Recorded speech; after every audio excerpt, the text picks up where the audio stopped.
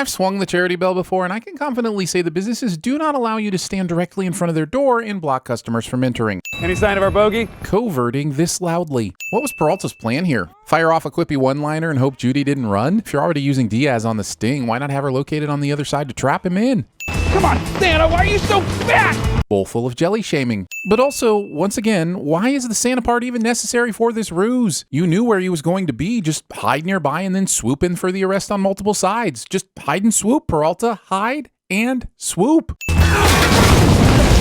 Someone in the special effects department read tree lights on fire in the script, hit a blowtorch in the branches, and blew their f***ing pyro load to excess. Cutting paper with a cutting board barely held aloft by a rickety pile of books. This is how you lose fingers, people. This football powder is a hilarious fake name, but the idea that Scully would use it on either of these body parts while sitting at his desk is absolutely a sin. How about a guy who makes fake credit cards? How about this conversation relocating to a room where sensitive information can't be overheard by the entire precinct? Everybody shoot your guns in the air! And discharge them like you just don't care? That's not exactly how I remember the phrase, but... I can't take that. It's clearly not cash, and I don't have time in my life to return things. Has she never received a cash gift disguised in a larger box? Always open your gifts and shake them to see if cash rains down. Always. Well, maybe not in front of the person who gave you the gift, but as soon as they turn around, you flip that card and shake it like you are broke. Presents is like old people third base. False. Old people are having more sex than you. My understanding is that nursing homes are basically eating Jell-O and having orgies, and often they're all out of Jell-O from using it during the orgies. This guy! Go to the hospital! And give $100 to some doctor to give me the exact same tape? Let's pretend Hitchcock is dumb enough to believe that a doctor uses Scotch tape. Fine, whatever. But he leaves the office without any tape. He came into the office for tape. Turns and leaves without any tape? Come on, directors. Give some direction other than walk in, deliver line while displaying shocking injury, walk out. From Ray to Z. This is a very bad idea. I mean, I think it's a decent title, but presenting the font like that just makes it look like it says Ray Z, which reminds me of Jay-Z's kid brother. Don't get me wrong, Garden State of Mind is a banger, but after that tapioca incident of 2011, you don't want to bring up Ray. My job, Rose's job, and the fate of this entire precinct all depend upon the outcome of this task force. Which is why the surprising lack of police force during the failed sting operation at the end of the episode is so shocking. You would think that everyone would be incredibly invested in the success of this bust when their jobs are on the line. I mean, they do catch their giggly piggly, but also apparently lack the manpower to cover all exits as Judy gets away again. This choking victim sign has a picture of a full fish skeleton on it, and two things. One, who eats an entire fish with the skeleton still in? And two, if you're choking on the entire ichthyo ribcage, my energy's better spent starting the condolence letter to your family, cause you gone. And I'm hanging on to this. Peralta lists a few reasons that this hairdryer could be dangerous in Judy's hands, but fails to be concerned about the death art on the wall behind him. No, I was just gonna use this to dry my undercarriage later. Funny you should mention it, because your inappropriate sexual advances on Diaz have been drying up all sorts of undercarriages this entire episode. All right, we can't be too careful. Let's go over the plan one more time. And within earshot of the open door to the bathroom where our perp currently schemes.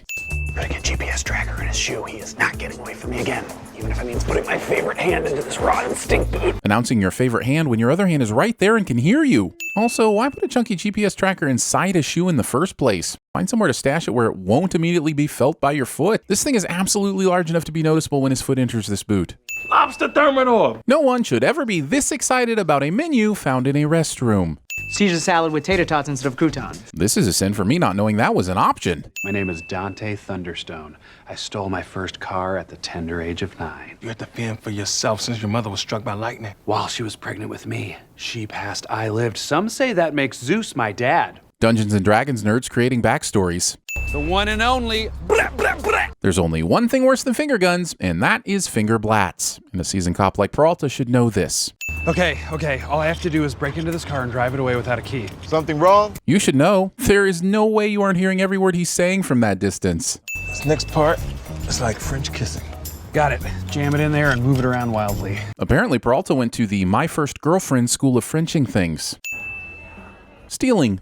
Nog nog. Little Christmas humor. Yeah, it's the nog from eggnog used in place of nog. This show has a lot of people slaying it, but Brower may just be the slayiest. So for Captain, my Captain, here's your sin off. Oh, cool. Here's your GPS. Judy throws his left shoe, but Peralta put the GPS in Judy's right shoe, which he's apparently still wearing. You told me to my face that I made a mistake, and that's as far from brown-nosing as one can get. So brown-toesing then? Seriously, brown-nosing is when you have your head up someone's butt, but brown-toesing is when you put your foot up someone's butt. Honestly, it was right there, and I'm disappointed you missed it. Yeah, he has. He just sent me this. You brought your department laptop to the bar celebration? That's like a Santiago move. Peralta forgot he left his laptop in the station bathroom after taking it in there to finish Die Hard 3 during an extended bowel break. You may also remember him as the room service waiter I had you tip so generously. Son of a bitch. Yeah, and when he ordered the lobster, it was code for Kyle to follow him. Tug Judy is so smart. He actually left a few seconds of pause in his selfie video for Jake and Rosa to have this entire conversation. He's a mad genius. The fake Santa Claus lied. Did you know that we create monthly exclusive videos for our Sin Club members? Bonus outtakes, I don't know, Peter. Meth is a hell of a drug. extra Sins videos, Strange things are afoot at the Circle K. and even member-chosen Sin commentaries. I love this. I love this kind of a sin because it's so silly. Pick our next video and see the exclusives at patreon.com/cinemasins, or click the link in the description below. Spider-Man is not a parade. You do not need to stop traffic for Spider-Man. His and hers pajamas. The kind that dissolve in your mouth. Ew. No. No, Charles. I know he has a strict no-gift policy, but I found a loophole. Exploiting every loophole, dodging every obstacle. They're penetrating the bureaucracy. I said no because drugs are stupid. Drugs are bad. You shouldn't do drugs. Okay, that about wraps up my introduction. Check it out. Bewonderment. Well, I guess the look I'm best known for is blue steel. What's that look like? I want to see what everyone got everyone and how everyone reacts poorly. Okay, I could set the building on fire.